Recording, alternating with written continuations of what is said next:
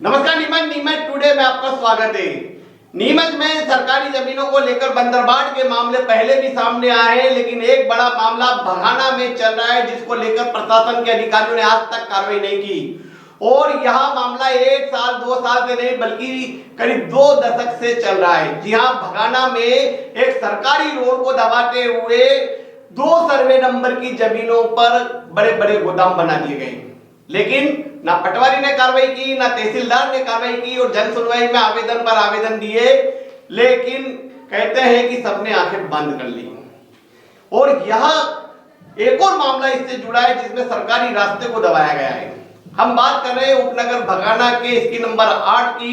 इसकी नंबर 8 से एक शासकीय रास्ता छोटी साजड़ी मार्ग पर खुलता है और शमशान जाने का यह करीब 700 फीट लंबा रास्ता था, लेकिन वहां के निवासी जो रसूखदार है, जिन्हें पिल्लू सेठ के नाम से जाना जाता है, उनके भाई नरेंद्र अग्रवाल, प्रकाश चंद अग्रवाल, द्वारका प्रसाद अग्रवाल ने इस रास्ते को बंद कर लोहे का गेट लगा दिया, ताला लगा दिया और इसी रास्ते से लगी शासकीय सर्वे नंबर की 78 व 80 की करीब 42,000 वर्ग फीट जमीन पर अपने बड़े बड़े गोदाम बना लिए। इस मामले की शिकायत भगाना के 2 समाज सेवियों ने की।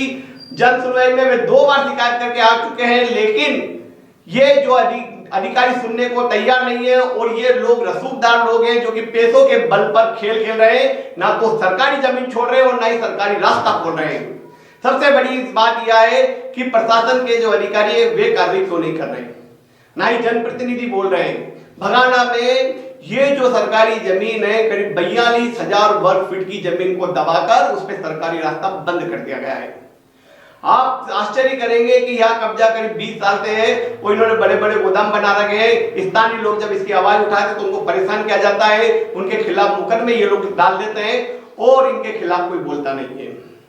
ये नीमच के गुंडे माफियों से भी ज्यादा बड़े रसूखदार और आपराधिक तत्व हैं जिन्होंने इस जमीन पर कब्जा कर रखा है और प्रशासन की कार्रवाई करने को तैयार नहीं है।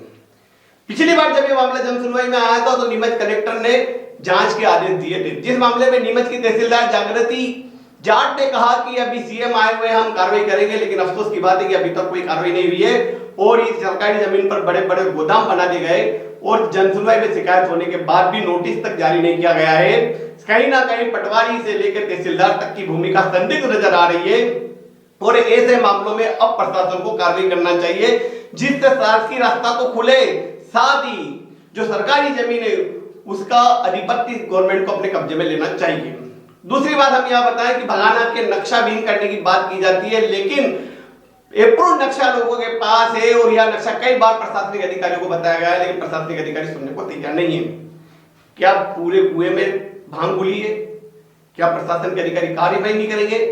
और ऐसे जो शासकीय रोड को दबाकर शासकीय जमीनों पर कब्जा कर गोदाम बना रहे, इनके खिलाफ तो रसूखा की कार्रवाई होना चाहिए और तत्काल इनके जो कब्जे उसको तोड़ा जाना चाहिए, क्योंकि इन्होंने एक बड़ा गुनाह किया है। लेकिन अफसोस की बात यह है कि कोई कार्रवाई नहीं कर रहा है और इसी मामले को लेकर अब फिर शिकायत की जा रही है और शिकायतकर्ताओं का कहना है कि हम लड़ाई लड़ेंगे और अंत तक लड़ेंगे।